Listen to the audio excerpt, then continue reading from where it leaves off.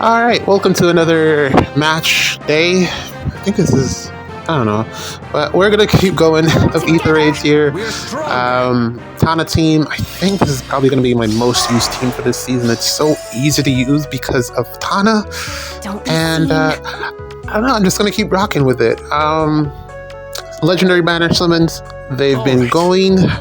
I wouldn't say well. I've gotten like a couple of, I got like 2 copies of Sakura, legendary Sakura, copy of Jimbro, don't really need. I guess for the mythic merge, but I mean, honestly, he is not in the greatest space as an Astra mythic. He hits hard, but that's about it. And whenever that falls off, you know, what is his relevancy going to actually be?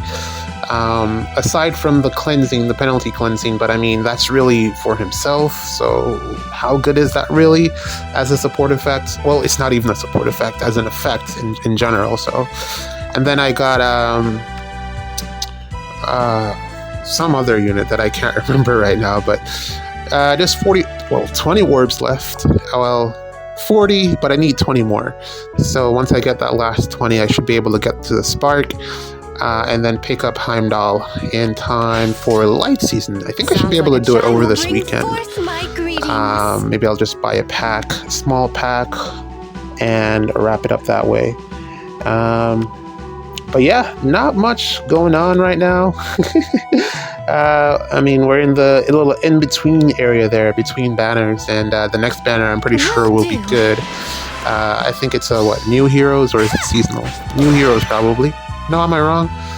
Ninja. Wait, November. Ninja? Maybe Ninja. I could be wrong, I don't know. But we'll see how that one pans out. I think it will be strong. Probably something to... What was the last meta thing that we got before Heimdall? Maybe another Black Knight counter? Is Black Knight still a problem? Probably. I don't know. I am not sure. But yeah, that's what we're looking forward to as of right now, and the full details about the refines and remixes. It's going to be interesting to see what they actually do with Medius, if it's just going to be more of his on guard.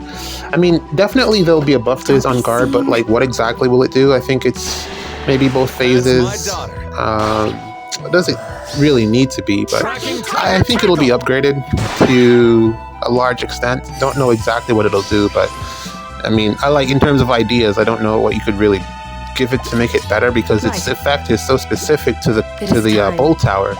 How do you really expand upon that unless you're going to start including like some type of breath of life effect where it neutralizes AoE damage or AoE damage reduction? I think it would do well to have on guard have AoE damage reduction as well in it. And then also maybe some... Well, he doesn't need the healing since you don't take the chip damage, so... Yeah, just some AoE neutralization, I guess, would be cool. I don't know. Let's see where that goes. Let's go another one. Alright, here we go. We're just gonna keep going. Medius Refine. And then we got Shez, who I'm very excited about to see what they give her. Unfortunately, she's going to be demoted to the legendary remix pool, or the remix banner, legendary remix banner in general, and it probably means that I'm not going to get any more copies of her. I'm going to be stuck at mid-merge on legendary Shez, unfortunately. Just couldn't get those last extra copies, unfortunately. So, but I mean, she's still very strong, plus 10 or not. She's still very effective at what she does, and I'm going to be looking forward to using her a bit more once the refine and remixes come out. So, not the most threatening defense here. We're going to let Tana do her job, and then everyone else will come up and follow suit. Yeah, Tana is really good. Not to be understated that Lucina is giving me that, one extra cooldown to kind of ensure that I get the Gale Force when Tana attacks. Even though if she misses the Gale Force, it's fine. She can just stand there. It just means that we lose an action, and I can just pin someone. Instead, there's enough actions to go around for it all to work out. Yeah, that's really how this team functions. Edlegard is the main hitter. Ira, bonus, and that's pretty much it. Nothing really. Man, you remember when this Crom was like the craziest thing, and now he just doesn't do anything? And he's not going to refine for like forever, Valentine's Prom. He is way down on the line. They really need to speed up those seasonal refines and remixes, man. It is really bad. Like, I considered like maybe getting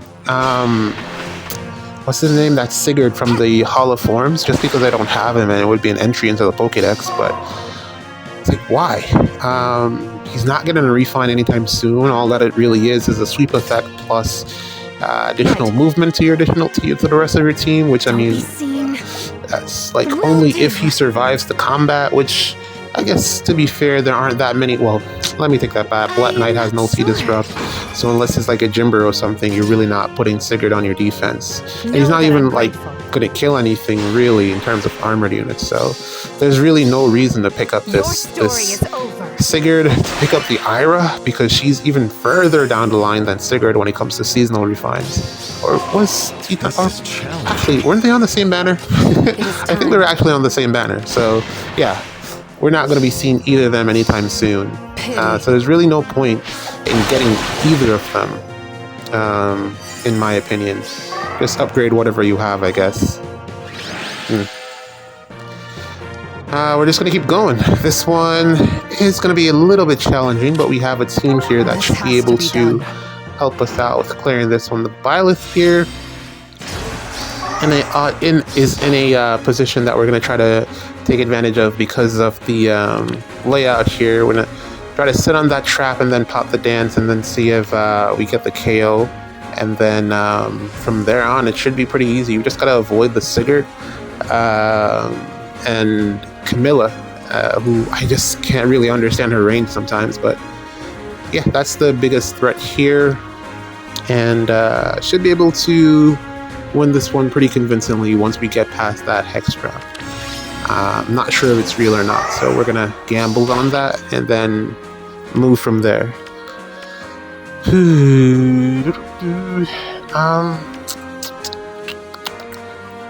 Pokemon. I've been watching some Let's Plays of the latest Pokemon series or Pokemon game, and I think I mentioned it before that I missed the gym layout. It seems like you're just having to follow a story, and if you don't, well, to be fair, the Pokemon games is kind of more geared towards an older audience at this point. Like, I try to get my kid into it, and he broke my heart. He's like just not. Well, he's into it, but he's not reading yet. So a lot. Like, I didn't even realize how much reading was actually in Pokemon. Like, I was just playing. How old was I at the time? I was 7. I think I was already reading. At your command. Yeah, I think I was already reading. But there's a ton of reading in Pokemon, and if you don't know, what's going on, it's kind of not the most fun thing to do for kids in this generation, where their tablet, a lot of the games that they play don't really require like Roblox and stuff. It's just like a builder. You're not really required to read a ton. You just click and get going, and they get joy out of that. And yeah, it's a little bit difficult to have them figure out exactly what they need to do to progress through the game, and therefore get an additional enjoyment out of it. And tough, but back then, it was really easy. It was really easy to get into the game because computers. Oh man, I still remember the first time I went over to my friend's house. I just moved to a new apartment and made my first friend in that area, and went over to his house, and he had a computer. I'm like, yo, bro, what is this? What is this machine? And he was booting it up and showing me what it does. And he put on Pokemon, and he was playing it. And I'm like, the glee and the dazzle and the just awe that something like this was possible on this device was something that I still remember to this day. We were going through Viridian Forest at the time.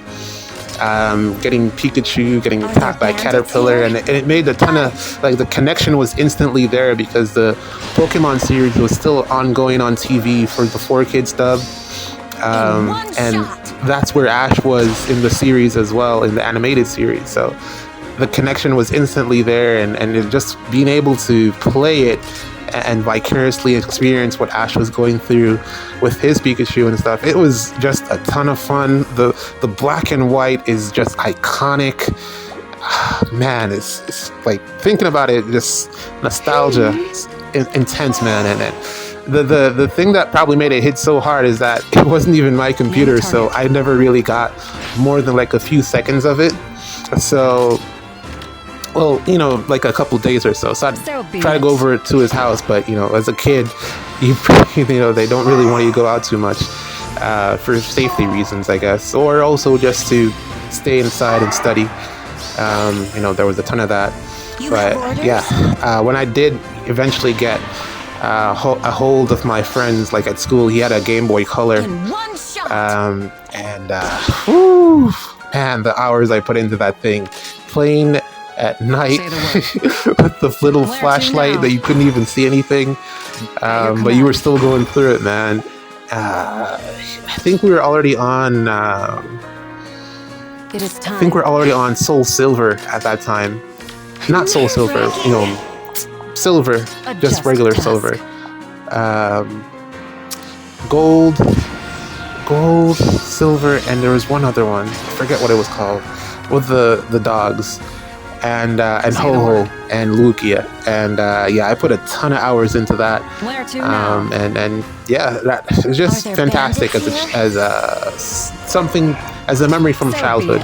Very, very fun. And kids these days will probably have Roblox to look back on it. I don't want to compare because it's different seasons or different eras, but I just don't think Roblox is that great of a game. Like, I'm watching him play it and I'm like, this is super dumb. Yeah, let's play another match here. We're gonna add another one onto this one. GG's.